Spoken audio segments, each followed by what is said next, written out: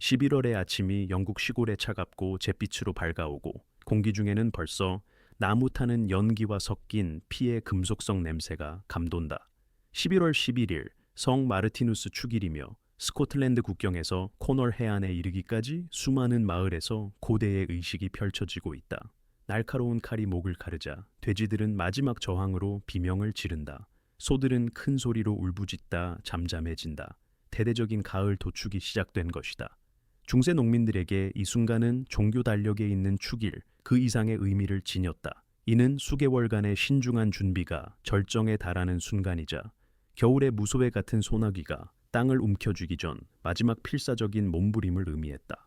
냉장 시설도 글로벌 공급망도 먼 대륙에서 온 농산물로 1년 내내 채워진 식료품점도 없던 시대에 겨울의 도래는 오늘날과는 근본적으로 다른 것을 의미했다. 그것은 단순히 추운 통근과 높은 난방비 청구서의 계절이라는 불편함이 아니었다. 그것은 생존 그 자체에 대한 시험이었다. 중세시대 생존의 수학을 생각해보라. 한 농민 가족은 아무것도 자라지 않고 땅 자체가 생명에 적대적으로 변하는 6개월의 추운 날씨에 직면했다.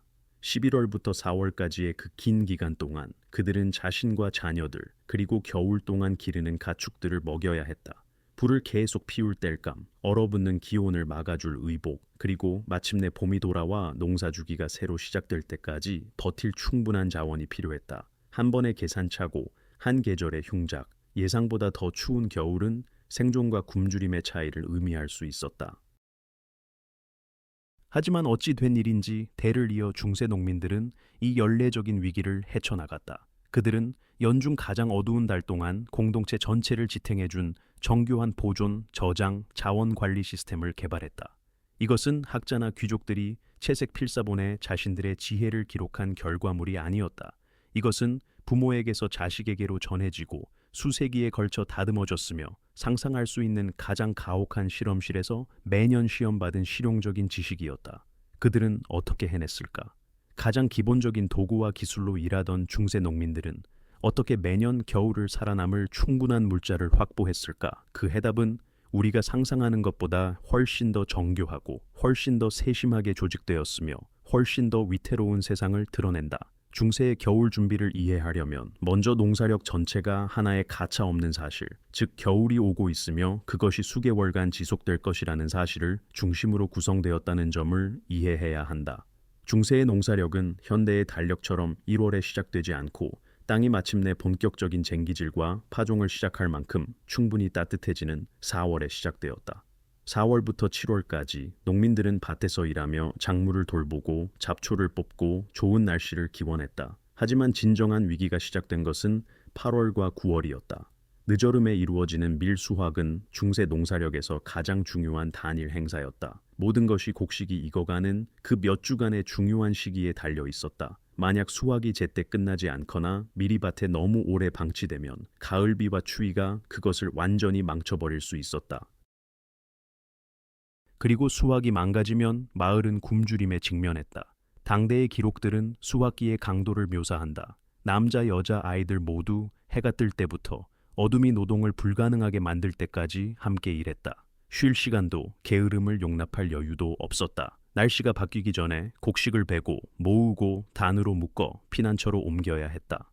월별 노동을 묘사하는 중세의 채색 필사본들은 예외 없이 8월과 9월이 광적인 활동으로 가득 찬 모습을 보여준다. 낫을 들고 허리를 구부린 농민들, 곡식을 묶는 다른 이들, 귀중한 수확물로 높이 쌓인 수레들. 하지만 곡식을 베는 것은 시작에 불과했다.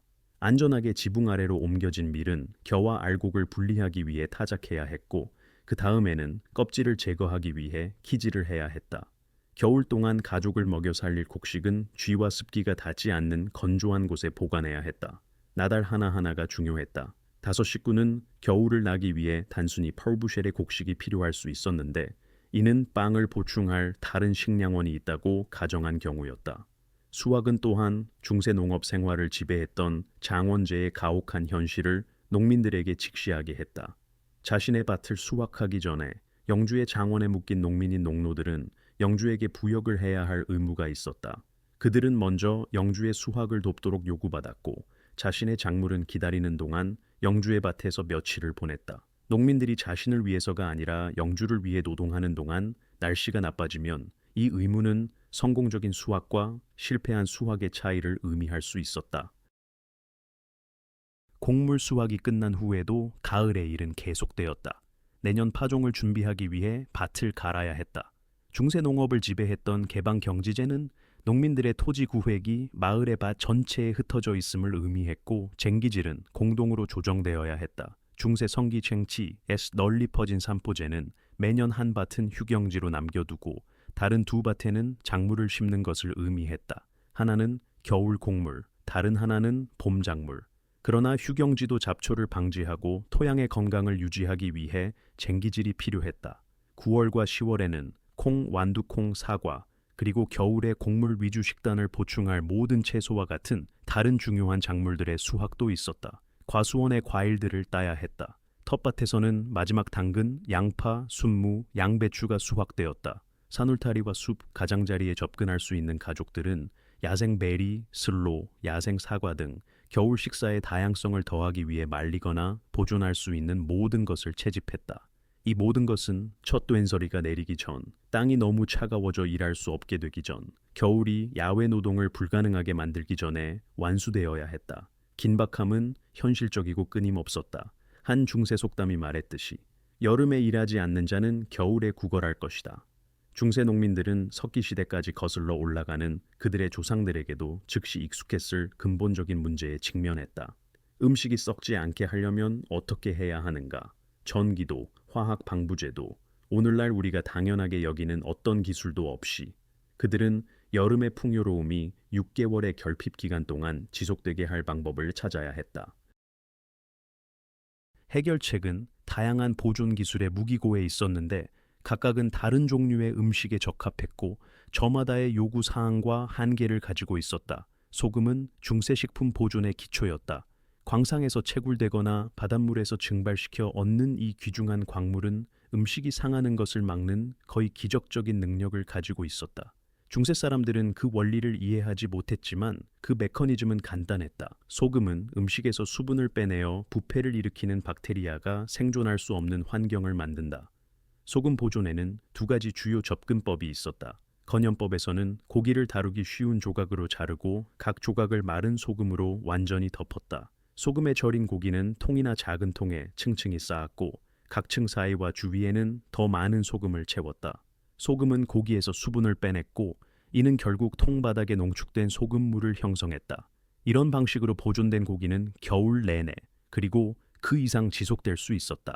염수절임은 또 다른 방법을 제공했다. 고기나 생선을 물과 소금 용액에 담가 사실상 절이는 것이었다. 이 기술은 특히 생선에 효과적이었는데 특히 교회가 정한 많은 금식일 동안 중세 식단의 중요한 부분을 차지했던 청어에 잘 맞았다. 14세기 초까지 발트해와 북해의 천거 어업은 매년 수억 마리의 생선을 가공하여 소금물과 함께 통에 담아 유럽 전역으로 운송했다. 하지만 소금은 비쌌고 특히 해안이나 소금 광산에서 멀리 떨어진 곳에 사는 농민들에게는 더욱 그랬다. 한 가족은 제한된 소금 공급량으로 얼마나 많은 고기와 생선을 보존할 여유가 있는지 신중하게 계산해야 했다. 이러한 경제적 현실은 가을 가축 도축이 그토록 신중하게 관리되었던 이유 중 하나였다. 모든 것을 저장하려다 다 상하게 하는 것보다 제한된 양의 고기를 잘 보존하는 것이 더 나았다. 훈제는 또 다른 보존 방법을 제공했는데 이는 더 나은 결과를 위해 염장과 결합될 수 있었다. 고기나 생선을 불 위에 매달아 말리면서 연기를 흡수하게 했다.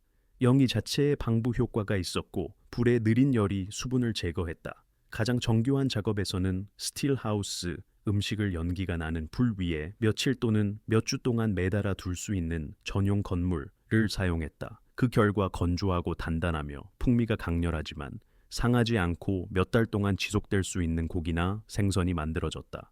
건조는 아마도 모든 보존 방법 중 가장 간단하고 가장 오래된 것이었다. 과일, 채소, 허브, 심지어 일부 고기까지도 단순히 수분을 제거함으로써 보존할 수 있었다. 따뜻한 기후에서는 음식을 햇볕에 내놓아 이를 달성할 수 있었다. 유럽의 더 추운 북부 지역에서는 음식을 바람에 노출시키거나 가정의 화덕의 지속적인 온기 근처에 매달아 말렸다. 밀과 호밀 같은 곡물은 저장 전에 완전히 말려야 했고 그렇지 않으면 저장 용기에서 곰팡이가 필 것이었다. 콩과 완두콩은 익으면서 자연스럽게 말랐고 무기한으로 저장할 수 있었다. 과일은 특별한 어려움을 제기했다. 중세 영국에서 가장 흔한 과일인 사과는 화덕 근처에서 얇게 썰어 말릴 수 있었지만 그 과정은 노동 집약적이었다. 대안으로 꿀이나 여유가 있는 사람들은 설탕과 함께 조리한 다음 병에 밀봉하여 저장식품을 만들 수 있었다. 고농축 설탕인 꿀은 천연 방부제였지만 대부분의 농민들이 마음껏 사용하기에는 너무 귀했다. 식초 절임은 또 다른 보존 선택지를 제공했다. 에일이나 와인의 발효를 통해 생산되는 식초는 부패의 적대적인 산성 환경을 만들었다. 채소를 식초에 담가 몇 달 동안 보관할 수 있었다. 일부 지역, 특히 게르만 지역에서는 양배추를 소금으로 발효시켜 우리가 사우어크라우트로 인식하는 것을 생산했는데 이는 양배추를 보존할 뿐만 아니라 실제로 영양가를 높이는 과정이었다. 그러나 아마도 가장 중요한 보존식품은 특별한 기술이 전혀 필요하지 않았다. 뿌리채소, 순무, 빻스잎, 당근, 양파, 비트는 서늘하고 어두운 조건에 보관하는 것만으로도 놀라울 정도로 잘 보존되었다. 어느 점 바로 위에 일정한 온도와 높은 습도를 유지하는 제대로 관리된 뿌리 저장고는 뿌리 작물이 겨울 내내 지속될 수 있는 천연 냉장고를 제공했다. 이 소박한 채소들은 농민의 겨울 식단의 중추를 이루었으며 수많은 화덕 위에서 끓고 있던 늘 존재하는 채소 스튜인 포타주에 첨가되었다. 중세 농민들이 사용할 수 있었던 다양한 보존 기술이 근본적인 진실을 가려서는 안 된다. 이 모든 방법에는 한계가 있었다. 소금에 절인 고기는 먹을 수는 있었지만 질기고 몹시 짰다. 말린 음식은 맛과 식감을 많이 잃었다. 절인 채소는 시고 단조로웠다. 가족이 아무리 신중하게 준비하더라도 겨울 식단은 여름의 신선한 풍요로움보다 덜 다양하고 덜 매력적이며 덜 영양가 있었다. 이것이 바로 냉장 기술 이전 시대 삶의 현실이었다. 앵글로색슨족은 11월을 블로트모나스, 피의 달라고 불렀다. 이 이름은 이 달이 중세 가축에게 무엇을 의미하는지에 대해 어떠한 모호함도 남기지 않았다. 10월이 11월로 넘어가면서 농민 가족들은 가혹한 계산에 직면했다. 가축은 겨울을 나기 위해 먹이가 필요했고 풀은 더 이상 자라지 않고 곡물 비축량은 인간 소비를 위해 필요했기 때문에 모든 동물을 살려둘 만큼의 사료가 충분하지 않았다. 유럽 전역에서 실행된 해결책은 체계적인 가을 도축이었다. 그 시기는 우연이 아니었다. 11월이 되면 동물들은 가을의 풍요로움으로 살이 쪘다. 특히 돼지들은 숲에서 떨어진 도토리와 너도밤나무 열매를 실컷 먹었고 소들은 마지막 풀을 배불리 먹었다. 그들은 1년 중 가장 무겁고 건강한 상태였다. 하지만 이제 겨울이 다가오면서 그들은 상태가 나빠지기 시작할 것이었다. 그들을 살려두는 것은 귀중한 자원을 소모하는 반면 동물들 자체는 아무것도 제공하지 않았다. 지금 도축하여 고기를 보존하고 겨울 동안 가족이 단백질을 확보하도록 하는 것이 더 나았다. 11월 11일에 마르티누스 축일, 성 마르티누스 축일은 이 대규모 도축의 전통적인 날짜가 되었지만 날씨와 가축대의 크기에 따라 그 작업은 한 달 내내 계속될 수 있었다. 당대의 기록들은 그 장면을 묘사한다. 칼에 찔리면서 비명을 지르는 돼지들, 토끼나 망치로 쓰러지면서 울부짖는 소들, 피가 흥건히 흘렀다. 그 일은 잔인했지만 필요했다. 이 가을 도태에서 다른 동물들은 다른 목적을 수행했다.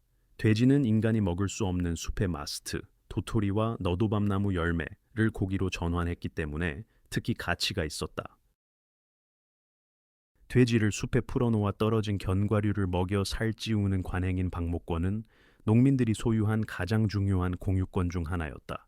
중세 문서는 숲의 가치를 그것이 부양할 수 있는 돼지의 수로 신중하게 기록했다. 돼지 20마리를 위한 숲, 돼지 50마리를 위한 숲. 잘 살찐 돼지는 상당한 양의 고기를 제공할 수 있었고 돼지고기는 특히 소금에 잘 절여졌다. 소는 더 큰 딜레마를 제기했다. 황소는 쟁기질을 위한 역축으로 가치가 있었고 암소는 유제품을 제공했다. 가족은 가능한 한 많은 소를 겨울 동안 기르고 싶어 했다. 하지만 늙거나 약한 동물, 더 이상 생산적이지 않은 소들은 11월에 도축되었다. 고기는 소금에 절이거나 훈제되었고 가죽은 무두질하여 가죽으로 만들었으며 뼈와 내장까지도 용도를 찾았다. 아무것도 낭비되지 않았다. 양과 염소도 비슷한 평가를 거쳤다.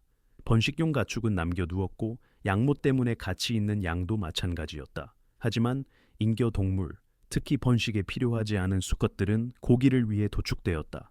양고기와 염소고기는 제대로 보존하면 겨울 내내 지속될 수 있었다. 가금류조차도 가을 도태에 직면했다. 거위는 특히 마르티누스 축일과 관련이 있었고 구운 거위는 그 휴일의 전통적인 축제 음식이 되었다. 겨울을 나지 못하거나 알을 낳지 않을 닭들도 도축되었다. 이 동물들을 도축하는 일은 상당했다. 고기는 보존에 적합한 조각으로 잘라야 했다. 지방은 렌더링, 녹여서 걸러내야 했는데 렌더링된 지방은 저장하여 겨울 내내 요리에 사용할 수 있었기 때문이다. 보관할 수 없는 내장은 즉시 소비해야 했고 이는 마르티누스 축일과 함께하는 축제로 이어졌다. 겨울의 궁핍이 본격적으로 시작되기 전 잠시 동안 농민 가족들은 몇 달 동안 다시는 보지 못할 양의 신선한 고기를 먹었다. 하지만 모든 가축이 도축된 것은 아니었다. 일부 동물들은 어떤 대가를 치르더라도 겨울 동안 살려두어야 했다. 번식용 가축은 필수적이었다. 모든 동물이 죽으면 봄이 와도 가축이 전혀 없을 것이었다. 역축, 특히 황소는 쟁기질에 중요했고 대체할 수 없었다. 젖소는 겨울에 우유를 거의 주지 않더라도 봄에 송아지가 태어나면 다시 생산적이 될 것이었다. 봄에 알을 낳을 닭은 먹기에는 너무 귀했다. 가을 도태에서 살아남은 이 동물들은 그들만의 겨울 시련에 직면했다. 그들은 이용 가능한 모든 피난처로 옮겨졌다. 귀중한 역축을 위한 헛간, 때로는 가장 소중한 가축을 위해 농민 자신의 집까지도. 그들은 따로 마련해둔 모든 사료를 먹었다. 건초, 집, 곡물, 겨, 봄까지 그들을 살려둘 수 있는 모든 것. 하지만 그들의 겨울 배급량은 빈약했고 그들은 상태가 나빠져 가을의 모습과는 다른 앙상한 그림자가 될 것이었다. 봄이 되면 많은 동물들이 너무 약해서 일할 수 없었고 일부는 구하려는 모든 노력에도 불구하고 죽을 것이었다. 11월 도축에서 나온 보존된 고기는 겨울 식량 공급의 중요한 구성 요소였지만 결코 풍부하지는 않았다. 한 농민 가족은 포타주의 맛을 내고 가끔 푸짐한 식사를 제공할 만큼의 소금에 절인 돼지고기와 소고기를 가질 수 있었지만 고기는 매일, 심지어 매주 먹지도 않았다. 그것은 너무 귀하고 너무 힘들게 얻은 것이어서 부주의하게 소비할 수 없었다. 소금에 절인 돼지고기 한 조각, 훈제 베이컨 한 조각마다 봄까지 버티기 위해 신중하게 배급해야 했다. 경작지와 농장 가축 너머에는 또 다른 중요한 자원인 숲이 있었다. 중세 농민들에게 삼림은 단순히 경치 좋은 황무지가 아니었다. 그것들은 겨울 생존에 필수적인 자원을 제공하는 신중하게 관리되는 공유지인 작업 풍경이었다. 농민과 숲의 관계는 수세기에 걸쳐 발전해온 정교한 권리와 제한의 체계에 의해 지배되었다. 영국에서는 이러한 권리들이 1217년의 삼림 헌장, 더 유명한 마그나 카르타의 동반 헌장에 부분적으로 성문화되었다. 이 헌장은 평민들에게 그들의 생존에 필수적인 특정 숲의 사용을 보장했다. 이러한 권리 중 가장 중요한 것 중 하나는 방목권, 가을 동안 숲의 돼지를 풀어놓아 도토리와 너도밤나무 열매를 먹일 권리이었다. 이것은 사소한 특권이 아니었다. 떡갈나무와 너도밤나무가 생산하는 마스트는 인간이 직접 소비할 수는 없지만 돼지에 의해 효율적으로 고기로 전환될 수 있는 막대한 식량원을 의미했다. 가을에 숲에서 먹이를 먹은 돼지는 체중이 2배로 늘 수 있었고 그렇지 않으면 떨어져 썩을 견과류를 겨울을 위한 귀중한 단백질로 변환시켰다. 중세 문서는 방목권이 얼마나 심각하게 받아들여졌는지를 보여준다. 숲은 그것이 부양할 수 있는 돼지의 수에 따라 구체적으로 조사되고 평가되었다. 돼지 10마리를 위한 숲은 정확한 경제적 설명이었다. 방목 시즌의 시기는 지역과 해에 따라 도토리가 떨어지는 시기에 따라 달랐지만 보통 9월부터 11월까지 이어졌다. 마을들은 돼지치기, 종종 어린 소년이나 노인들을 고용했는데 그들의 일은 매일 아침 돼지를 숲으로 몰고 갔다가 저녁에 다시 데려오는 것이었다. 방목권의 경제적 가치는 과대평가하기 어렵다. 많은 농민 가족에게 가을 방목으로 생산된 돼지고기는 겨울을 위한 주요 보존 육류 공급원이었다. 이것은 최소한의 투자가 필요한 식량이었고 돼지들은 대체로 스스로 먹이를 찾았다. 훌륭한 수익을 제공했다. 잘 살찐 돼지는 상당한 양의 고기, 요리와 보존을 위한 지방을 생산할 수 있었고 심지어 가죽도 가치가 있었다. 땔감 채취권, 땔감을 모을 권리, 은 아마도 박목권보다 겨울 생존에 훨씬 더 근본적이었을 것이다. 중세 가정이 겨울 동안 기능하기 위해 필요한 땔감의 양은 엄청났으며 농민 가족들의 연중 수집과 비축을 요구했다. 소박한 농민 오두막조차도 막대한 양의 연료가 필요했다. 불은 난방과 요리를 위한 열을 제공했고 긴 겨울 저녁 동안 유일한 광원이었다. 적절한 땔감이 없다면 가족은 말 그대로 얼어 죽을 수 있었고 많은 농민들은 연료 수집에 엄청난 시간을 할애했다. 땔감은 연중 수집하여 비축해야 했는데 땅이 얼고 눈이 숲 바닥을 덮는 겨울에 나무를 자르는 것은 여름과 가을에 모으는 것보다 훨씬 더 어려웠기 때문이다. 땔감의 종류도 중요했다. 떡갈나무와 너도밤나무 같은 화렵수는 침엽수보다 더 뜨겁고 오래 타서 더 가치가 있었다. 이미 말라버린 죽은 나무, 서 있거나 쓰러진 나무는 수분이 너무 많아 태울 때 심한 연기를 내는 생나무보다 선호되었다. 농민들은 나무 종류, 연소 특성, 산림 관리 기술에 대한 전문 지식을 개발했다. 실제로 중세 산림은 지속 가능한 땔감 생산을 보장하기 위해 신중하게 관리되었다. 움싹갱신, 즉 나무를 지면 가까이에서 자른 다음 그루터기에서 재생되도록 하는 기술은 연료에 이상적인 작은 직경의 나무를 정기적으로 공급했다. 움싹갱신된 나무는 순환 주기에 따라 수확할 수 있어 자원을 고갈시키지 않고 해마다 나무를 제공했다. 박목권과 땔감 채취권 외에도 숲은 다른 중요한 자원을 제공했다. 돼지가 먹지 않은 견과류는 인간이 채집할 수 있었다.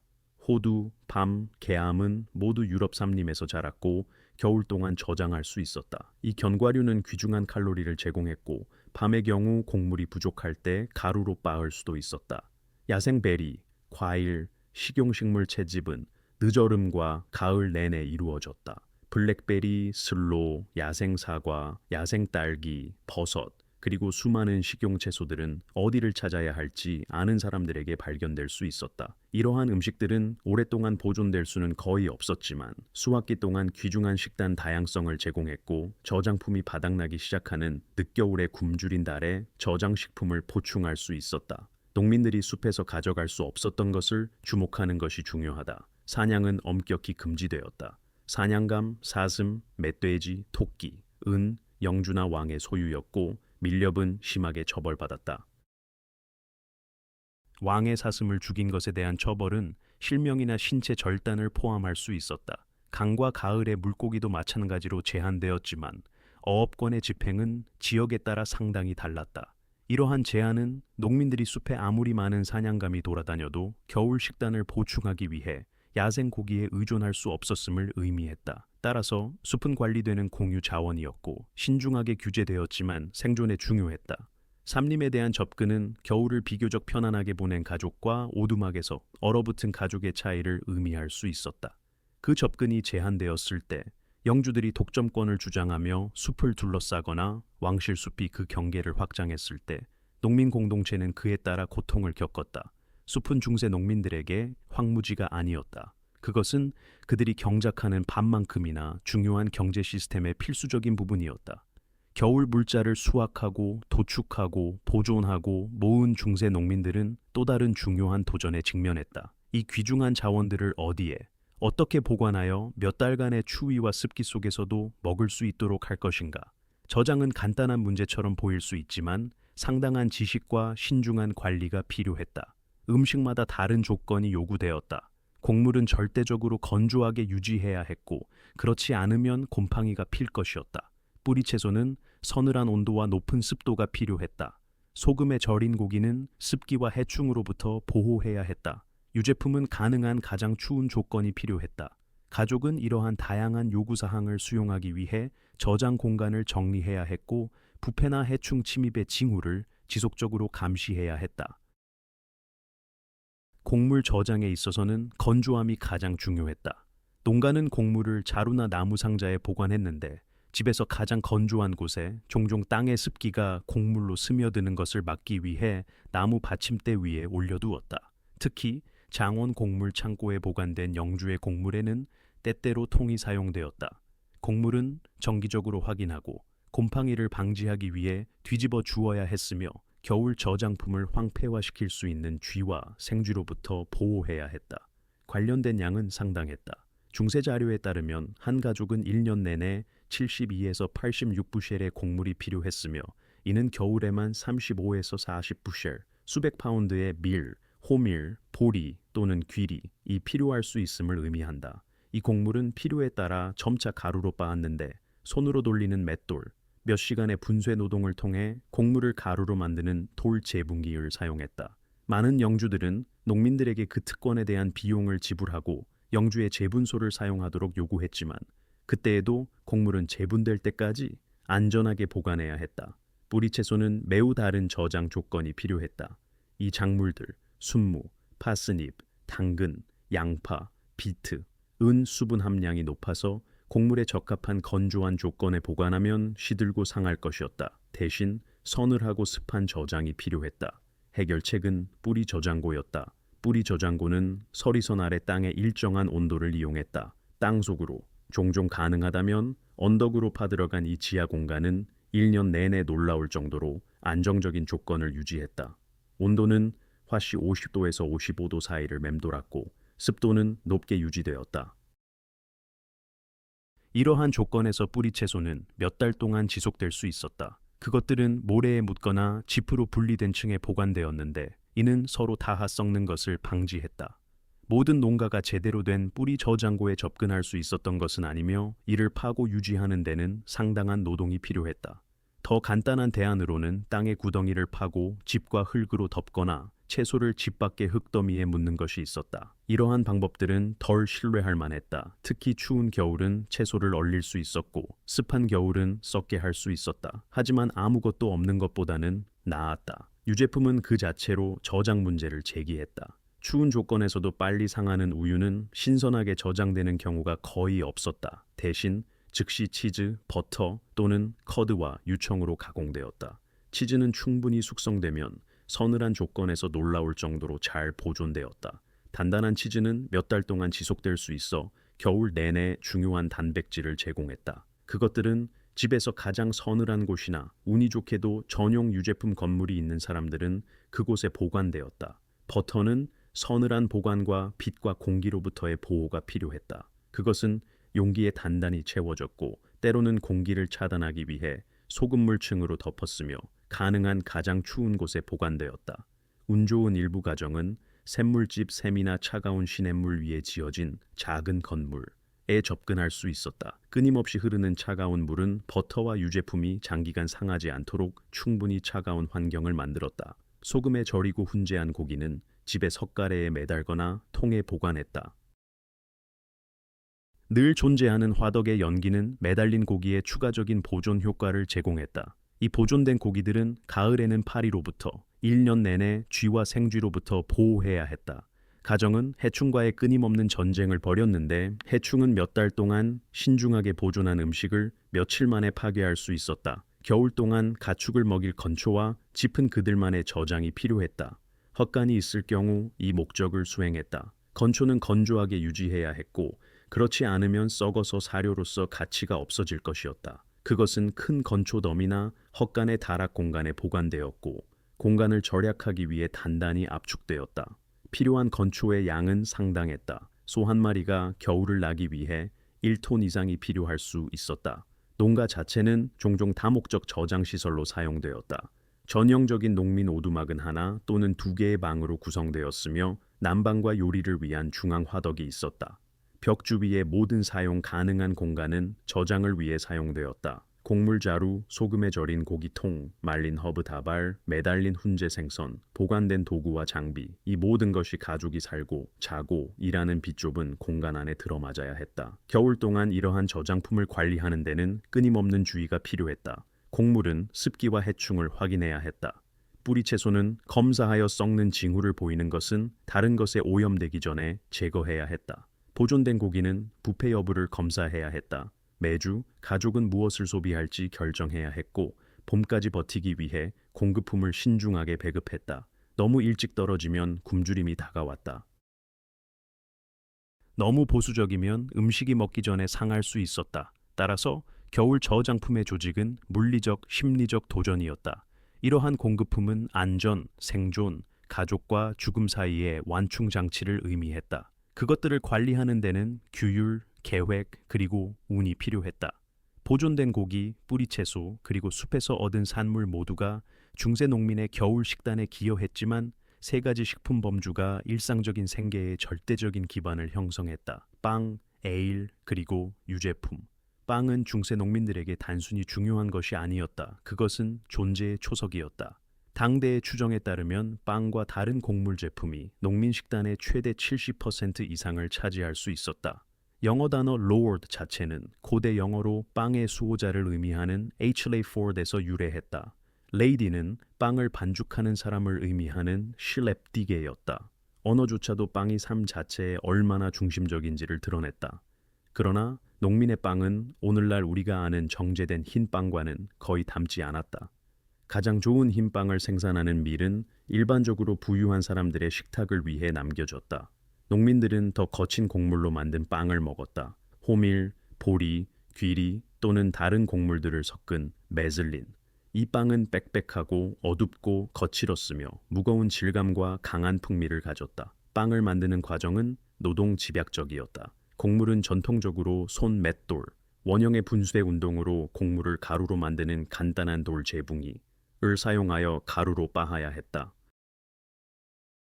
이것은 한 가족의 하룻밤을 만들기에 충분한 밀가루를 생산하는데 몇 시간이 걸릴 수 있는 고된 일이었다. 많은 영주들은 농민들에게 비용을 지불하고 영주의 재분소를 사용하도록 요구했지만 그때에도 누군가는 곡물을 재분소로 밀가루를 집으로 운반해야 했다. 일단 빻아지면 밀가루는 물과 섞여 반죽을 형성했다. 발효제는 사용될 경우 에일 발음 발효 중인 에일의 꼭대기로 떠오르는 효모가 풍부한 거품에서 나왔다. 이것은 빵 만들기와 양조 사이의 공생 관계를 만들었고 각 과정이 다른 과정을 지원했다. 반죽은 부풀도록 놔둔 다음 덩어리로 모양을 만들었다. 굽는 것 자체도 어려움이 있었다. 오븐이 있는 농가는 거의 없었다. 대신 빵은 종종 다운하스 방법으로 구워졌다. 집 중앙에 평평한 돌이 화덕 역할을 했고 그곳에서 가정의 불이 타올랐다. 빵을 굽기 위해 이 돌 위에 반죽 위에 뒤집힌 냄비를 놓고 냄비 주위와 위에 뜨거운 불씨를 쌓아 사실상 임시 오븐을 만들었다. 그 결과는 조잡하지만 효과적이었다. 고르지 않게 익고 아마도 군데군데 탔을지 모르지만 먹을 수 있고 영양가 있는 빵이었다. 공동 오븐이 있는 마을에서는 빵 만들기가 사회적 활동이 되었다. 여성들은 집에서 반죽을 준비한 다음 작은 비용을 지불하고 마을 오븐으로 가져와 구웠다. 마을 제빵사나 때로는 장원이 이 오븐을 운영했고 굽기를 위한 특정 날짜와 시간이 지정되었다. 에일은 현대인의 눈에는 이상하게 보일 수 있는 중세 생활의 위치를 차지했다. 그것은 단순히 알코올 음료가 아니었다. 그것은 어린이를 포함한 거의 모든 사람이 하루에 여러 번 소비하는 주식이었다. 그 이유는 실용적이었다. 에일은 물보다 마시기에 더 안전했다. 양조 과정에는 끓이는 과정이 포함되어 위험한 미생물을 죽였고 알코올 자체는 추가적인 살균 특성을 제공했다. 중세 에일은 현대 맥주와는 거의 닮지 않았다. 그것은 15세기까지 영국에서 널리 사용되지 않았던 홉 없이 양조되었다. 대신 그루트, 서양 토플, 쑥 또는 헤더와 같은 허브를 포함하는 혼합물과 풍미와 보존을 제공했다. 에일은 알코올 도수가 비교적 약하고 달콤하며 탁했고 오래 보관되지 않았다. 한 번 만든 양은 일주일이나 2주일 정도만 마실 수 있었다. 에일 양조는 일반적으로 여성의 일이었고 그들의 끝없는 가사노동의 또 다른 과제였다. 과정은 메가 제조보리를 부분적으로 발화시킨 다음 건조시키는 것로 시작되었다. 메가보리는 빻아서 뜨거운 물과 섞어 우려내어 워트라는 달콤한 액체를 만들었다. 이 워트는 효모로 발효되었다. 발효 중의 표면으로 떠오르는 발음은 빵 만들기를 위해 수확할 수 있었고 두 과정 사이에 순환 고리를 닫았다. 대부분의 농가는 직접 에일을 양조했는데 이는 구매하는 것보다 저렴했기 때문이다. 재료, 보리와 허브는 집에서 재배하거나 야생에서 채집할 수 있었다. 한 가정은 매주 또는 격주로 한 번씩 양조하여 이 필수 음료의 지속적인 공급을 보장할 수 있었다. 유제품은 겨울 식단에서 중요한 단백질과 지방을 제공했다.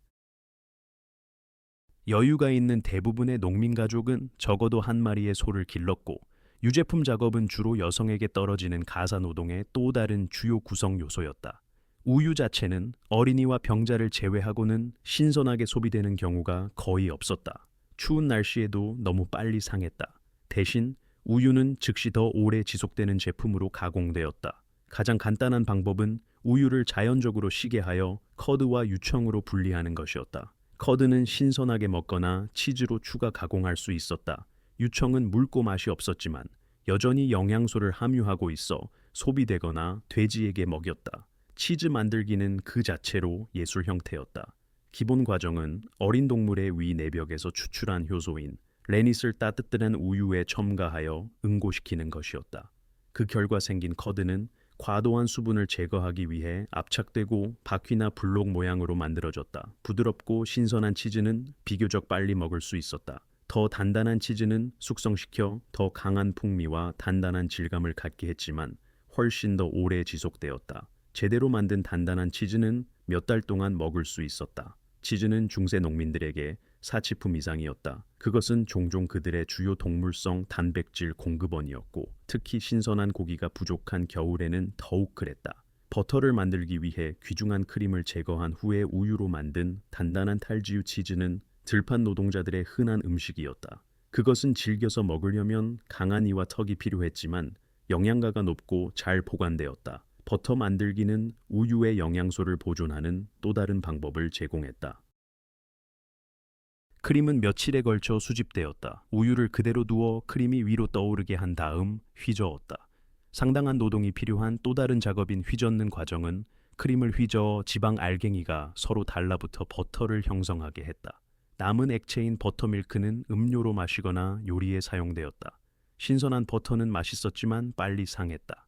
장기 보관을 위해 버터는 소금에 절여 공기를 차단하기 위해 용기에 단단히 채우고 가능한 한 차갑게 보관했다. 일부 가정은 버터를 물이나 소금물통에 담가 보존했는데 이는 공기를 차단하고 보존에 도움이 되었다. 이러한 방법으로도 여름에 만든 버터는 봄까지 완전히 먹을 수 있는 상태로 남지 않을 수 있었지만 풍미가 떨어졌더라도 요리에는 여전히 가치가 있었다. 빵, 에일, 유제품 생산 간의 상호 연결은 중세가정 경제의 정교함을 드러낸다. 각 과정은 다른 과정을 지원했다. 에일 발음은 빵을 부풀렸고 유청은 고기를 위해 도축될 돼지를 먹였으며 치즈는 빵을 위한 곡물을 재배하는 노동자들을 지탱하는 단백질을 제공했다. 아무것도 낭비되지 않았고 모든 부산물이 용도를 찾았다. 이 효율성은 선택이 아니라 필수였다. 생존의 가장자리에서 운영되는 경제에서 낭비는 생각할 수 없는 일이었다. 음식과 연료만이 중세 겨울을 살아남기 위한 유일한 요구사항은 아니었다. 적절한 의복은 단순히 추운 불편함과 위험한 노출의 차이를 의미했다. 그리고 대량 생산 이전, 글로벌 섬유 산업 이전 시대에 그 의복의 모든 실한 올은 수시간의 집중적인 가사 노동을 통해 생산되어야 했다. 양모는 중세 농민의 구원이었다. 유럽 시골에 점점이 흩어져 있던 양들이 생산한 이 놀라운 섬유는 젖었을 때 단열 효과를 제공했고 함유된 라놀린 덕분에 자연적인 방수 기능을 가졌으며 비교적 간단한 도구로 실을 잡고 천을 짤 수 있었다. 그것은 말 그대로 중세 유럽이 겨울을 살아남게 한 직물이었다. 그러나 양모는 바로 입을 수 있는 상태로 오지 않았다. 양털을 의복으로 바꾸는 과정은 너무나 노동집약적이어서 중세 여성들 삶의 상당 부분을 차지했다. 실제로 역사가들은 섬유 생산이 산업화 이전 경제에서 가장 시간이 많이 걸리는 활동 중 하나였으며 각 가구로부터 매년 수천 시간을 요구했다고 추정한다. 과정은 양털 깎기로 시작되었는데 보통 양의 겨울털이 풍성하고 두꺼운 늦봄이나 초여름에 이루어졌다. 양털은 흙, 배설물, 그리고 라놀린 일부를 제거하기 위해 세척해야 했지만 중세 사람들은 양모의 방수 특성에 기여하는 천연 오일을 모두 제거하지 않도록 주의했다. 세척된 양털은 그 다음 소모 차딩 또는 정모 촌빙 되었다. 금속 이빨이 달린 패들 모양의 도구 세트를 통해 당겨 섬유를 곧게 펴고 남은 이물질을 제거했다. 그 다음은 아마도 모든 단계 중 가장 시간이 많이 걸리는 실잡기였다. 드롭 스핀들이나 중세 후기에는 물레를 사용하여 여성들은 양모 섬유를 연속적인 실로 꼬았다. 이것은 정확하고 반복적인 작업이었다. 역사 연구에 따르면 한 벌의 옷을 위한 충분한 실을 생산하는데 200시간의 실잡기가 필요할 수 있다고 한다. 당대의 자료들은 소녀들이 7세에 실잡기를 배우기 시작하여 마침내 관절염이 손을 불구로 만들 때까지 계속했다고 언급한다. 잣은 실은 다음으로 배틀에서 천으로 짜야 했다. 가장 간단한 배틀은 무게추가 달린 실이 아래로 늘어뜨려진 수직 틀이었지만 더 빠른 직조를 가능하게 하는 수평 발판 배틀이 중세 시대 동안 점점 더 보편화되었다. 그럼에도 불구하고 직조는 기술과 끊임없는 주의를 요구하는 느린 작업이었다. 튜닉 한 벌에 충분한 크기의 천을 완성하는 데 며칠 또는 몇 주가 걸릴 수 있었다. 일단 짜여진 천은 종종 축용 섬유를 함께 엉키게 하여 더 촘촘하고 따뜻한 직물을 만드는 두드리고 세탁하는 과정을 거쳤다. 천은 또한 식물성 염료를 사용하여 염색될 수도 있었다. 대청으로 파란색, 꼭두선이로 빨간색, 용접초로 노란색. 농민들은 보통 염색하지 않은 천을 입었는데 이는 양모의 자연스러운 크림색이나 갈색을 유지했지만 가장 간단한 의복조차도 생산하는 데 며칠의 노동이 필요했다. 그 결과 나온 의복은 단순하지만 기능적이었다. 남성의 기본 복장은 긴 리넨 속셔츠, 리넨이 땀을 흡수하고 피부를 보호함, 위에 무릎이나 그 아래까지 오는 하나 이상의 양모 튜닉을 입는 것이었다. 양모 호스가 다리를 덮었고 가죽이나 나무 신발이 발을 보호했다. 양모 망토나 멘틀은 추가적인 따뜻함과 비로부터의 약간의 보호를 제공했다. 가장 추운 날씨에는 여러 겹의 튜닉을 동시에 입어 그 사이에 공기를 가두어 더 나은 단열 효과를 낼 수 있었다.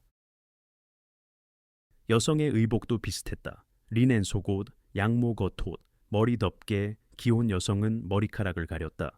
그리고 야외 작업을 위한 양모 멘틀, 아이들은 양모 튜닉과 호스를 입은 작은 어른처럼 옷을 입었다. 한 가족이 소유한 양모 의복의 양은 놀라울 정도로 상당했다. 역사가들은 일반적인 농민 가족이 최대 20파운드의 양모 의복을 소유했을 수 있다고 추정한다. 이것은 사치가 아니었다. 필수였다. 중세의 집들은 부적절한 난방과 열악한 단열로 겨울에는 몹시 추웠다. 두꺼운 양모 의복, 끊임없는 겹쳐 입기, 그리고 보호용 망토 없이는 생존이 불가능했을 것이다. 이 의복들을 유지하는 것은 또 다른 끝없는 과제였다. 양모 의복은 주기적으로 세탁하고 끊임없이 수선하며 몇 주 만에 겨울옷을 파괴할 수 있는 나방으로부터 보호해야 했다. 여성들은 약한 부분을 깁고 꿰매고 보강하여 수백 시간의 노동을 대표하는 의복의 수명을 연장했다. 의복이 마침내 수선할 수 없을 정도로 닳았을 때 직물 자체는 여전히 가치가 있었다. 그것은 아이들 옷을 위해 잘라내거나 청소용 걸레로 만들거나 심지어 잘게 찢어 새실로 다시 잣을 수도 있었다. 아무것도 버릴 수 없는 세상에서 다른 천 조각조차도 버리기에는 너무 귀했다. 따라서 겨울 의복의 생산은 겨울이 다가옴에 따라 가을에 일어나는 일이 아니었다. 그것은 연중 내내의 작업이었고 다른 노동이 그들의 주의를 요구하지 않을 때마다 여성들의 손을 차지하는 끊임없는 배경 작업이었다. 겨울 저녁에 불 옆에 앉아 양모를 찾는 것, 여름에 짧은 농항이 동안 천을 짜는 것, 희미한 촛불 아래에서 바느질하고 수선하는 것, 이것이 따뜻함의 대가였고 수만 시간의 노동으로 지불되었다. 세상의 모든 식량 저장과 양모 의복도 한 가지 근본적인 자원, 즉 연료가 부족하다면 가족을 구할 수 없었을 것이다. 중세 농민의 겨울은 불을 중심으로 돌아갔다. 따뜻함을 위한 불, 요리를 위한 불, 길고 어두운 저녁 동안의 빛을 위한 불, 그리고 그 불을 유지하는 데는 정말로 엄청난 양의 땔감이 필요했다. 그 도전의 규모를 이해하기 위해 숫자를 고려해보자. 상당한 규모의 가정은 기본적인 난방과 요리 필요를 유지하기 위해 하루에 50kg의 화렵수를 태울 수 있었다. 그것을 약 180일의 추운 날씨로 곱하면 겨울마다 9톤의 땔감이 나온다. 더 큰 홀의 경우 요구사항은 훨씬 더 극단적이었다. 당대의 추정에 따르면 상당한 크기의 중세홀은 한 계절에 55톤의 땔감을 소비할 수 있었다. 단칸방과 간단한 화덕이 있는 소박한 농민 오두막조차도 막대한 양의 연료가 필요했다. 현대의 상상 속에서는 매력적일지 모르지만 중세 건물은 오늘날의 기준으로 볼 때 비참할 정도로 추웠다. 지붕의 구멍을 통해 연기를 배출하는 중앙 화덕은 약간의 열을 제공했지만 그 대부분은 곧장 위로 빠져나갔다. 와트렌 도브 벽은 예상보다 단열이 잘 되었지만 여전히 외풍을 허용했다. 창문은 만약 존재했다면 유리가 없는 덧문이 달린 개구부였다. 한겨울에는 내부 온도가 외부보다 그다지 따뜻하지 않을 수 있었고 유일한 진정한 따뜻함은 불 가까이에 옹기종기 모여있는 것에서 나왔다. 이것은 불이 꺼지도록 내버려 둘 수 없음을 의미했다. 밤에 불을 묻어두는 것, 불씨를 조심스럽게 배열하고 재로 덮어 아침까지 천천히 타오르게 하는 것은 중요한 기술이었다. 성냥 없이 불을 다시 피우려면 조심스럽게 보존된 불씨나 부싯돌과 쇠를 사용하여 불꽃을 일으켜 부싯깃에 불을 붙이는 힘든 작업이 필요했다. 불이 완전히 꺼진 가정은 그것을 다시 피우기 위해 몇 시간의 어려운 작업에 직면했다. 연료 요구 사항은 1년 내내의 노동을 형성했다. 땔감 수집은 계절적인 작업이 아니라 지속적인 작업이었다. 죽은 나무, 나무에서 떨어진 가지, 서 있는 죽은 나무는 이미 말라서 깨끗하게 탈 것이기 때문에 선호되었다. 살아있는 나무에서 최근에 자른 생나무는 수분이 너무 많아 태울 때 심한 연기를 내뿜어 이미 환기가 잘 안 되는 오두막을 질식시키는 연기로 가득 채웠다. 농민들은 땔감 채취권, 숲과 공유지에서 죽은 나무를 모을 권리를 행사했다. 이것은 일반적으로 영주에게 속한 살아있는 나무를 자르는 것보다 떨어진 가지와 죽은 나무를 모으는 것을 의미했다. 신체 조건이 좋은 사람은 힘든 하루 일과 동안 250kg의 떨어진 가지를 모을 수 있었지만 그것은 가정의 며칠분의 공급량에 불과했다. 땔감을 모으고 운반하고 처리하는 노동은 상당했다. 나무를 찾아야 했고 종종 숲속으로 상당한 거리를 걸어가야 했다. 더 큰 가지는 다루기 쉬운 크기로 부수거나 잘라야 했다. 모든 것을 집으로 운반해야 했는데 매일의 연료가 50kg 이상 나갈 수 있을 때 이는 작은 일이 아니었다. 집에 도착하면 나무는 쌓아서 건조하게 유지해야 했다. 젖은 땔감은 제대로 타지 않을 것이므로 보관에는 피난처나 최소한 덮개가 필요했다. 연료의 경제적 부담은 엄청날 수 있었다. 죽은 나무를 모으는 것은 공유권이었지만 시간 투자는 막대했다. 숲에 쉽게 접근할 수 없는 사람들에게는 땔감을 구매해야 할 수도 있었고 그것은 저렴하지 않았다. 당대의 기록에 따르면 땔감 비용은 가계 소득의 상당 부분을 차지할 수 있었으며 특히 공유지에 대한 접근이 제한된 도시에서는 더욱 그랬다. 사회의 가장 가난한 계층에게는 부적절한 연료가 생존에 대한 실질적인 위협이었다. 나무의 종류는 상당히 중요했다. 떡갈나무, 너도밤나무, 물풀의 나무와 같은 화렵수는 뜨겁고 오래 타서 소비된 나무의 양에 비해 좋은 열을 생산했다. 소나무와 같은 침엽수는 더 빨리 타고 더 많은 연기를 냈다. 농민들은 다른 나무 종류와 그 연소 특성에 대한 상세한 지식을 개발했다. 그들은 어떤 나무가 밤새 천천히 타는데 가장 좋은 불씨를 생산하는지, 어떤 나무가 쉽게 쪼개지는지, 어떤 나무가 위험한 양의 연기나 불꽃을 내는지 알고 있었다. 중세 삼림 관리는 땔감의 중요한 중요성을 반영했다. 움싹갱신, 즉 나무를 지면 가까이에서 자르고 그루터기에서 재생되도록 하는 기술은 지속 가능한 땔감 공급을 창출했다. 움싹갱신된 나무는 땔감과 건축에 이상적인 여러 개의 고든 줄기를 생산했다. 이 줄기들은 순환주기, 예를 들어 7년에서 10년마다에 따라 수확할 수 있어 나무를 죽이지 않고 정기적인 공급을 제공했다. 고고학적 및 역사적 증거는 움싹갱신된 삼림이 중세 풍경의 주요 특징이었으며 여러 세대에 걸쳐 봉사한 신중하게 관리된 공유지였음을 보여준다. 농민의 집 자체는 그 나름대로 불의 중심적인 중요성을 중심으로 설계되었다. 화덕은 말 그대로 집의 심장이었고 삶이 그 주위를 도는 지점이었다. 요리는 거기서 이루어졌고 열은 거기서 방출되었으며 저녁에는 가족이 빛과 따뜻함을 위해 그 주위에 모였다. 연기는 불쾌했지만 이 점도 있었다. 석가래에 매달린 고기를 보존하는 데 도움이 되었고 곤충을 쫓아냈다. 그러나 연기는 또한 건강에 해로웠다. 농민 오두막은 악명 높게 연기가 자욱했고 특히 문과 창문을 추위에 대비해 닫는 겨울에는 더욱 그랬다. 호흡기 질환이 흔했다. 눈물이 나고 목이 탔으며 끊임없는 연기는 벽과 폐를 검게 만들었다. 그러나 대안, 부적절한 난방은 더 나빴다.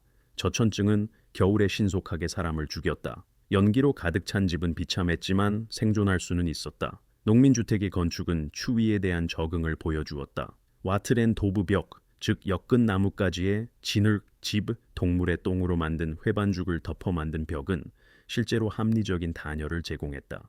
종종 1피트 이상의 두꺼운 벽은 공기를 가두고 열 손실을 늦췄다. 초가지붕은 단순히 그림 같은 것 이상으로 뛰어난 단열재였다. 집과 갈대는 속이 비어 공기 주머니로 가득 차 있었고 두꺼운 초가층은 현대 단열재만큼 효과적일 수 있었다. 그럼에도 불구하고 중세의 집들은 추웠다. 사람들은 따뜻함을 위해 서로 껴안고 잤고 천을 공유했다. 가축을 집 안으로 들여올 수도 있었는데 그들의 천이 실내 온도를 몇 도라도 귀하게 올려주었다. 가장 가난한 가족들은 적절한 침구가 없어 불씨 근처에서 옷을 입은 채 잠을 잘 수도 있었다. 추위와의 싸움은 겨울 내내 자원, 노동, 그리고 주의를 소모했다. 땔감은 끊임없이 들여와야 했다. 불은 돌보고 먹이를 주고 결코 꺼지지 않도록 해야 했다. 외풍은 사용 가능한 모든 재료로 막아야 했다. 추위에 가장 취약한 어린이와 노인은 보호해야 했다. 중세 농민들에게 겨울은 아늑한 저녁과 핫초코의 계절이 아니었다. 그것은 가족의 준비와 지략을 시험하는 몇 달간의 포위 공격인 힘든 인내의 시험이었다. 중세 농민 가족이 겨울을 살아남는 것은 나이와 성별에 따라 다른 가족 구성원에게 특정 과업이 주어지는 복잡한 가사 노동 시스템에 달려 있었다. 이러한 노동 분업은 임의적인 것이 아니었다. 그것은 중세 생활의 실제적인 현실과 기능하는 가정을 유지하는 데 필요한 상호 보완적인 기술을 반영했다. 중세 농민의 결혼은 근본적으로 경제적 파트너십이었다. 남편과 아내는 각각 전문화된 기술과 노동 영역을 가져왔고 이것이 합쳐져 생존을 가능하게 했다. 어느 한쪽도 다른 쪽 없이는 쉽게 기능할 수 없었고 배우자의 죽음은 종종 순전히 필요에 의해 빠른 재혼을 의미했다. 남성의 일은 주로 들판 노동과 상당한 체력을 요구하는 활동에 집중되었다. 농업 연도의 기초인 쟁기질은 남성의 일이었는데 부분적으로는 쟁기를 끄는 소나마를 다루어야 했기 때문이었다. 수확 노동은 온 가족이 참여했지만 낫이나 큰 낫으로 곡물을 베는 육체적으로 힘든 일은 주로 남성에게 의존했다. 농기구를 유지하고 구조물을 짓고 수리하며 무거운 나무를 자르고 더 큰 가축을 관리하는 것 모두 남성의 영역에 속했다. 그러나 남성들은 들판 작물 외의 식량 생산에도 참여했다. 동물을 도축하는 것은 일반적으로 남성의 일이었고 사체를 해체하는 것도 마찬가지였다. 어업권이 있을 때 남성들은 낚시를 할 수도 있었다. 벌을 기르는 가정에서는 남성들이 종종 벌통을 관리하여 감미료이자 방부제 역할을 하는 귀중한 꿀을 수확했다. 여성의 노동은 똑같이 필수적이었지만 더 다양하고 지속적이었다. 그들은 가정을 기능하게 하는 끝없는 일상적인 과업에 대한 책임을 졌다. 음식 준비, 화덕 위에서 끊임없이 끓고 있는 포타주 요리, 빵 굽기, 겨울을 위한 음식 보존은 여성의 일이었다. 젖소의 젖을 짜는 것부터 치즈와 버터를 만드는 것까지 유제품 생산은 여성에게 돌아갔다. 그들은 가정의 A를 양조했는데 이는 매주 또는 격주로 며칠을 차지할 수 있는 지속적인 과제였다. 그러나 아마도 모든 여성의 과업 중 가장 시간이 많이 걸리는 것은 섬유 생산이었다. 양모를 잡고 천을 짜고 의복을 바느질하고 옷을 수선하는 것. 이러한 활동은 매년 수천 시간을 소비했다. 여성들은 저녁에 불 옆에 앉아 있을 때, 아이들을 돌볼 때, 과업 사이를 걸을 때 실을 잤었다. 물레나 드롭스핀들은 끊임없는 동반자였다. 이것은 가끔 하는 일이 아니라 어린 시절부터 노년까지 지속되는 일상적인 필수품이었다. 여성들은 또한 집 근처의 텃밭을 돌보았는데 그곳에서는 채소, 허브, 때로는 과일나무가 자랐다. 이 텃밭은 식단의 중요한 다양성을 제공했다. 양파, 양배추, 부추, 요리와 약용 허브. 여성들은 어떤 식물을 야생에서 채집할 수 있는지, 어떤 허브가 흔한 질병을 치료하는지, 어떤 베리가 먹기에 안전한지 알고 있었다. 자녀 양육은 주로 여성에게 돌아갔지만 농가에서는 이것이 부유한 가정에서처럼 전업이 아니었다. 아이들은 보통 5세나 6세가 되면 가사일을 돕도록 기대되었다. 어린 아이들은 땔감을 모으거나 달걀을 줍거나 거위를 보거나 다른 간단한 일을 할 수 있었다. 그들이 자라면서 부모와 함께 일하며 더 복잡한 기술을 배웠다. 소녀들은 어머니로부터 여성의 일을 배웠다. 그들은 간단한 일, 양모 소모, 달걀 줍기, 텃밭 잡초 뽑기를 돕기 시작했고 점차 더 복잡한 책임을 맡았다. 10대 초반이 되면 소녀들은 실 잡기, 기본적인 요리, 유제품 작업, 그리고 성인 여성으로서 필요할 다른 과업에 능숙해졌다. 소년들도 마찬가지로 아버지로부터 배웠다. 그들은 들판에서 돕고 동물을 관리하는 법을 배우고 성인으로서 사용할 도구로 연습했다. 10대가 되면 소년들은 쟁기질, 수학, 그리고 농업 생활의 모든 과업에서 아버지와 함께 일하며 중노동에 상당한 기여를 할 것으로 기대되었다. 겨울은 가사노동의 리듬을 바꾸었지만 그것을 감소시키지는 않았다. 들판일이 불가능해지면서 관심은 실내 작업과 다가오는 농업 연도를 위한 준비로 향했다. 남성들은 도구를 수리하고 울타리를 짓거나 수선하고 건물을 유지하고 연료용 나무를 가공했다. 그들은 숲에서 겨울날을 보내며 나무를 자르거나 움싹갱신된 구획을 관리할 수도 있었다. 공예 전문화가 있는 공동체에서는 겨울이 목공, 대장장이 또는 다른 숙련된 기술을 위한 시간을 제공했다. 여성의 겨울 일은 이전과 거의 같이 계속되었다. 요리, 실잡기, 직조, 양조. 겨울은 실제로 일부 섬유 작업을 강화했는데 긴 저녁이 수확기의 광적인 속도가 허용하지 않았던 직조를 위한 시간을 제공했기 때문이다. 여성들은 또한 의복을 만들고 수선하고 가정용 리넨을 깁고 다가오는 해에 필요할 물품들을 생산했다. 농민 생활에 대한 당대의 묘사는 여성의 끝없는 일의 순환을 강조한다. 밤에 일어나 요람을 흔들고 불을 돌보고 음식을 준비하고 실을 찾고 짜고 씻는 것. 노인과 병약한 사람들은 할 수 있는 것을 기여했다. 중노동을 하기에는 너무 관절염이 심한 노파는 여전히 실을 잡거나 아이들을 돌보거나 음식을 준비할 수 있었다. 노인은 도구를 수리하거나 바구니를 짤 수 있었다. 생존의 한계선에서 운영되는 가정에서는 모든 노동이 생존에 기여했다. 이러한 가사 노동 시스템은 효율적이었지만 전적으로 힘들었다. 여가도 은퇴도 쉴 시간도 거의 없었다. 어린 시절부터 죽을 때까지 모든 사람은 할 수 있는 모든 노동을 기여했다. 일은 끝이 없었고 속도는 지치게 했다. 그러나 이것이 중세 농민들이 겨울 물자를 확보한 방법이었다. 어떤 단일한 영웅적인 노력을 통해서가 아니라 끊임없이 고된 노동의 축적을 통해 매일, 매주, 매년. 따라서 남편과 아내 사이의 파트너십은 낭만적인 것이 아니라 무자비하게 실용적이었다. 각자는 다른 쪽의 기술이 필요했다. 어린 자녀를 둔 호라비는 들판을 관리하면서 실잡기, 직조, 요리, 육아를 할 수 없었기 때문에 빨리 재혼하지 않으면 재앙에 직면했다. 과부는 훨씬 더 어려움을 겪을 수 있었는데 그녀는 일반적으로 쟁기질을 할 수 없었고 무거운 수확 작업을 위한 체력이 부족할 수 있었기 때문이다. 경제 단위로서의 가정은 두 파트너의 기여를 모두 필요로 했다. 이 현실은 중세 사회를 심오한 방식으로 형성했다. 결혼은 거의 필요했기 때문에 거의 보편적이었다. 사람들은 배우자의 죽음 후 빨리 재혼했다. 생존이 두 가지 기술 세트가 모두 유능하게 실행되는 것에 달려 있었기 때문에 성 역할은 명확하게 정의되었다. 가족은 주로 감정적인 단위가 아니라 경제적인 단위였고 혹독한 세상에서의 생존 메커니즘이었다.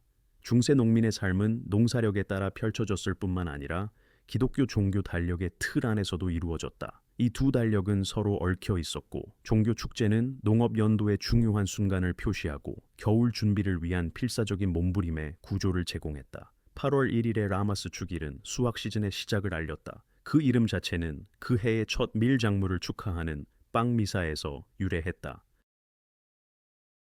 농민들은 새 곡물로 구운 빵을 교회에 가져와 축복을 받고 수확에 대한 감사를 드리며 성공적인 완수를 기원했다. 라마스는 축하와 불안을 동시에 상징했다. 익은 곡물에 대한 축하, 그리고 앞으로 닥칠 긴급한 작업에 대한 불안. 9월 29일에 미켈마스, 즉 성 미카엘 대천사 축일은 수확과 농사 연도의 의례적인 끝을 알렸다.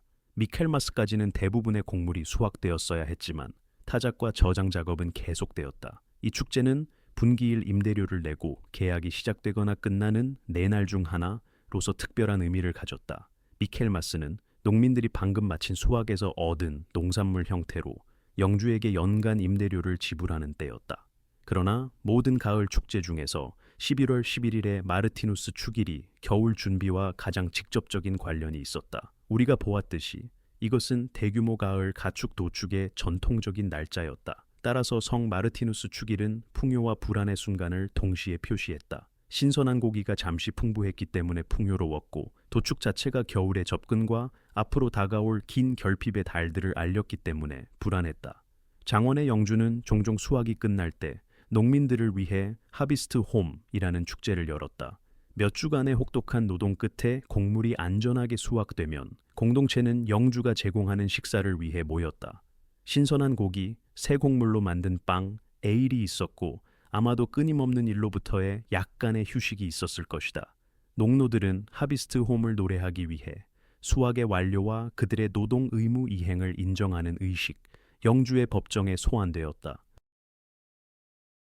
이러한 축제는 단순한 축하 이상의 여러 목적을 수행했다. 그것들은 사회 계층을 강화했고, 영주는 자신의 관대함을 보여주고, 농민들은 자신들의 종속적 지위를 인정했다. 그러나 그것들은 또한 평소의 결핍으로부터 진정한 안도를 제공했고, 농민들이 잘 먹고 공동체 축하를 즐길 수 있는 드문 기회였다. 중세 농민 생활의 혹독한 가난 속에서 이러한 축제일은 한 해의 하이라이트였다. 종교 달력은 또한 겨울 식량 준비를 형성하는 제한을 부과했다. 금요일은 항상 금식일이었고, 많은 기독교인들은 수요일과 토요일도 금식일로 지켰다. 이러한 금식 동안에는 고기와 종종 유제품을 포함한 모든 동물성 제품이 금지되었다. 부활절 전 40일인 사순절은 훨씬 더 엄격한 금식을 가져왔다. 총체적으로 중세 기독교인들은 거의 1년의 절반 동안 금식일을 지킬 수 있었다. 이 금식 요구 사항은 겨울 식량 준비에 심오한 영향을 미쳤다. 금식 중에 허용되는 생선은 중요해졌다. 소금에 절인 청거, 말린 대구, 그리고 다른 보존된 생선들은 보존된 고기만큼이나 신중하게 비축해야 했다. 발트해와 북해의 대규모 천거 어업은 주로 이 수요를 충족시키기 위해 존재했다. 소금에 절인 청어통은 겨울 저장품의 표준 요소가 되었고, 특히 사순절 기간 동안 그랬다. 한 가정이 감당할 수 있는 보존된 생선의 양은 그들의 경제적 지위를 반영했다. 풍부하고 비교적 저렴한 청어는 가난한 사람들의 생선이었다. 당대의 자료들은 수도사들과 농민들이 사순절 동안 끝없는 청어에 몹시 실증을 냈다고 묘사하며 그 짜고 비린 맛은 궁핍과 동의어가 되었다.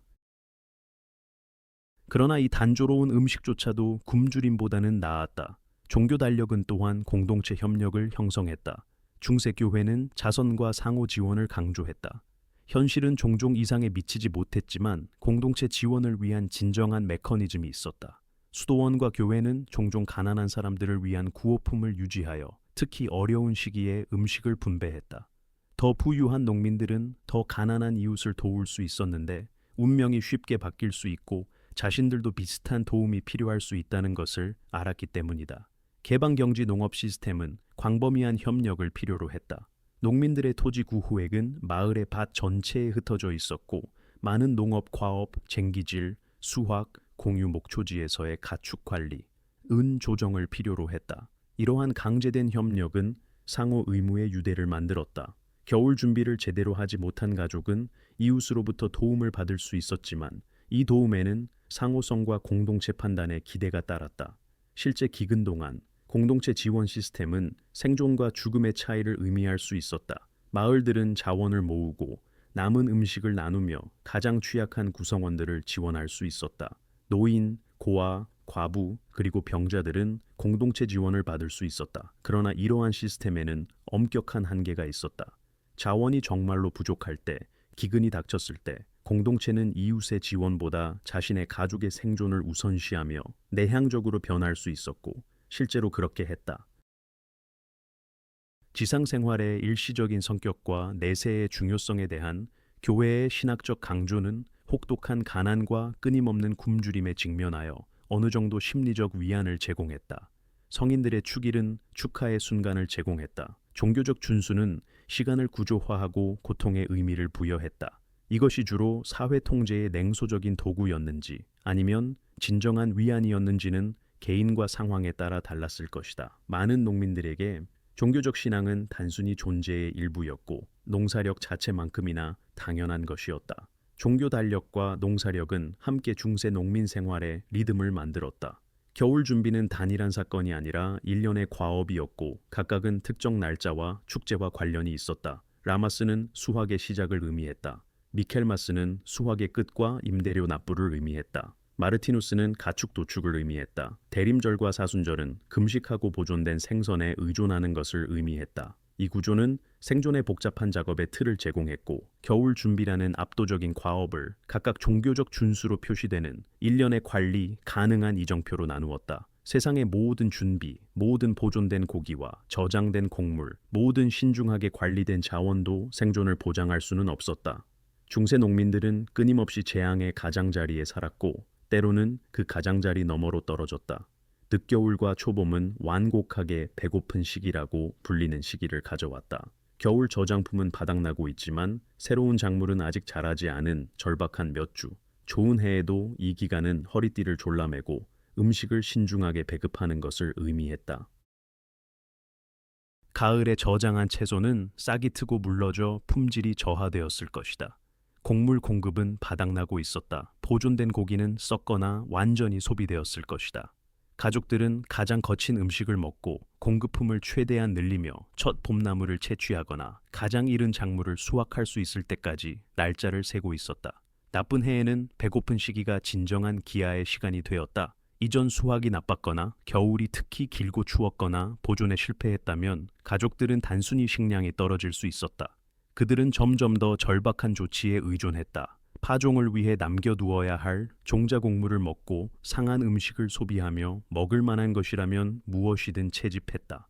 역사적 자료들은 기근이 닥쳤을 때 사람들이 도토리, 고사리, 심지어 나무 껍질까지 먹었다고 기록한다. 이러한 음식들은 영양가가 없었고 종종 소화 문제를 일으켰지만 배를 채우고 며칠 더 사람을 살려둘 수 있었다.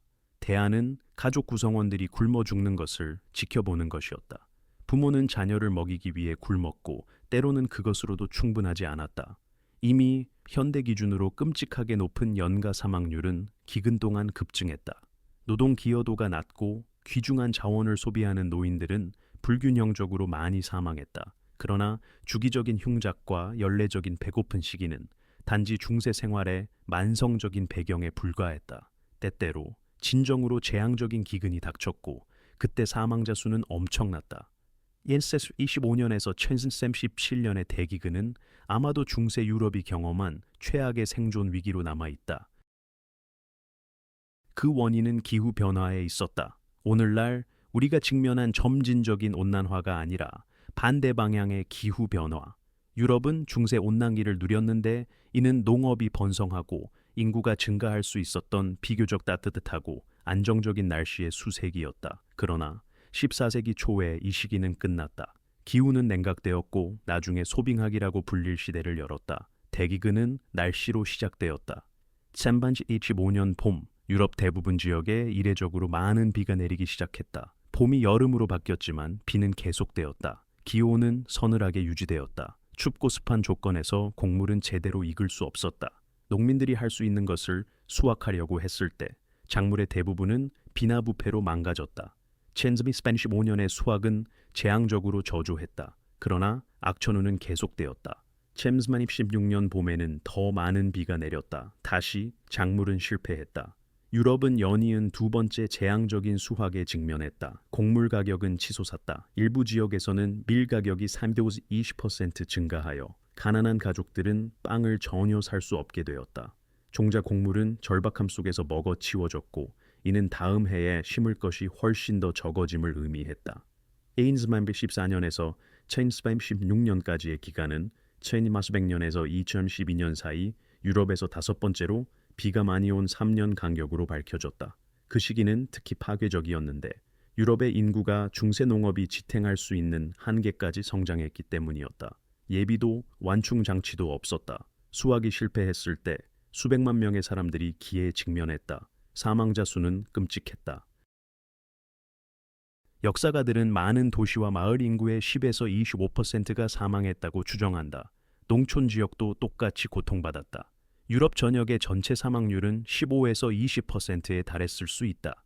당대의 연대기들은 수세기가 지난 지금도 충격적인 장면들을 묘사한다. 기아로 인한 대규모 사망, 굶주림으로 약해진 인구를 휩쓴 질병, 사회 붕괴, 그리고 절박한 폭력 행위. 일부 연대기들은 식인 풍습과 연가 사례를 보고하는데 이는 과장되었을 수 있지만 그 시대의 진정한 공포를 반영한다. 기근은 사회 모든 계층에 영향을 미쳤지만 인구의 약 95%를 차지하고 예비 식량 공급이 없었던 농민들이 가장 큰 고통을 겪었다. 덜 영향을 받은 지역에서 곡물을 수입할 여유가 있거나 공급품을 비축해둔 귀족이나 부유한 상인들과는 달리 농민들은 의지할 것이 아무것도 없었다. 그들의 저장품이 바닥났을 때 그들은 굶주렸다. 대기근은 마침내 1317년에 더 나은 수확으로 끝났지만 유럽은 1920년대 초까지 완전히 회복되지 못했다. 이 위기는 깊은 상처를 남겼다. 그것은 중세 농업 시스템의 취약성을 드러냈고 질서가 얼마나 빨리 무너질 수 있는지를 보여주었으며 모든 사람에게 그들의 위태로운 존재를 상기시켰다. 그러나 1325년에서 1317년과 같은 재앙적인 기근을 제외하더라도 중세 농민들은 끊임없는 영양 실조와 주기적인 굶주림에 직면했다. 유골 연구는 어린 시절의 영양 실조, 성장 중단, 비타민 결핍의 증거를 보여준다. 사망률은 끔찍했고 특히 젊은이들에게 그랬다. 출생 시 기대 수명은 평균 30세에서 35세에 불과했지만 이 통계는 중요한 현실을 숨기고 있다. 영유아 사망률은 재앙적으로 높았고 어린이의 30에서 40%가 5세 이전에 사망했다. 이러한 조기 사망이 평균을 끌어내렸다. 어린 시절을 살아남아 20대 중반에 이른 운 좋은 사람들에게는 전망이 상당히 개선되었다. 그들은 합리적으로 50대, 60대, 심지어 70대까지 살 것으로 기대할 수 있었다. 한 연구에 따르면 도시지역 남성의 36%와 여성의 59%가 35세 이전에 사망했고 60세 이상 산 사람은 9%에 불과했는데 이는 여성에게 출산이 미치는 영향과 중세 생활의 전반적인 혹독함을 모두 보여준다. 사망률은 겨울과 초봄의 최고조에 달했다. 추위는 식량이 가장 부족할 때 신체의 칼로리 필요량을 증가시켰다.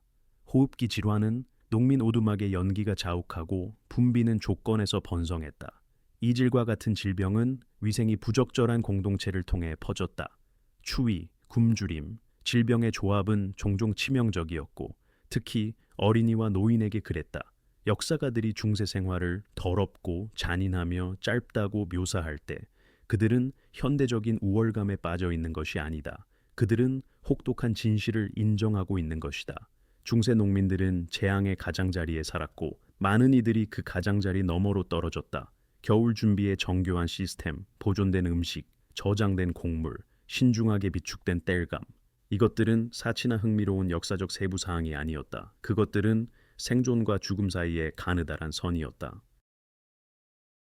그리고 때로는 모든 것에도 불구하고 여러 세대에 걸쳐 축적된 모든 지식에도 불구하고 준비에 투자된 모든 노동에도 불구하고 그 선은 지켜지지 않았다. 겨울은 너무 추웠고 수확은 너무 저조했으며 자원은 불충분했다. 그리고 사람들은 죽었다. 가끔이 아니라 정기적으로, 예외적인 비극으로서가 아니라 삶의 암울하고 예상된 일부로서. 이것이 중세 농민들의 겨울 준비가 이해되어야 할 맥락이다. 그들은 매력적인 전통 관행에 종사하는 기이한 역사적 인물이 아니었다. 그들은 생존을 위해 싸우는 사람들이었고 그들의 처분에 있는 모든 도구와 기술을 사용했으며 그럼에도 불구하고 종종 싸움에서 졌다. 중세 농민들이 어떻게 겨울을 위한 물자를 확보했는가에 대한 질문은 우리가 무심코 단순한 농민 생활이라고 부를 수 있는 것 안에 숨겨진 놀라운 복잡성의 세계를 드러낸다. 그것에 대해 단순한 것은 아무것도 없었다.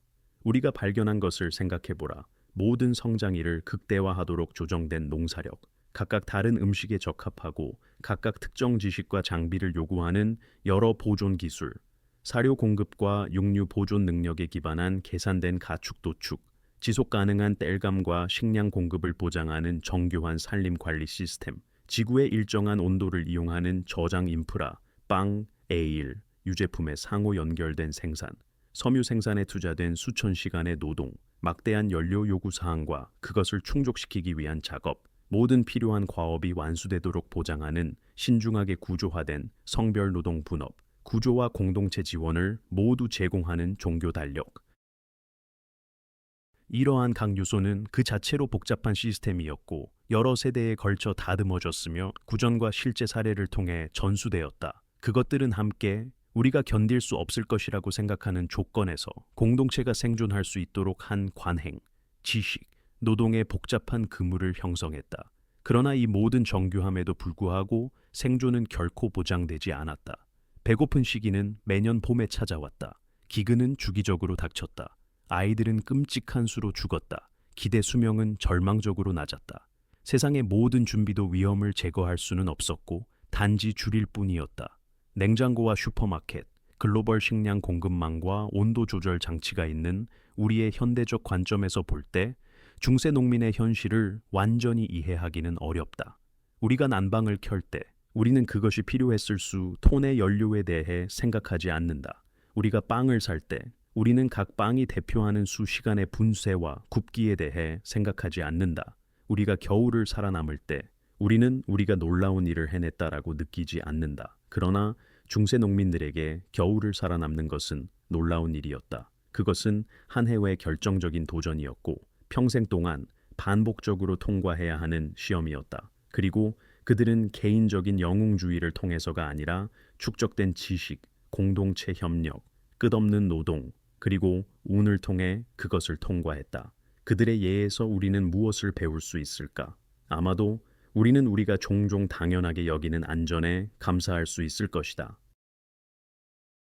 아마도 우리는 우리가 거의 상상할 수 없는 조건에 직면했음에도 불구하고 끈질기게 버텼던 우리 조상들의 회복력과 독창성을 인식할 수 있을 것이다. 아마도 우리는 지속 가능성이 현대의 발명품이 아니라 고대의 필수품이라는 것을 볼 수 있을 것이다.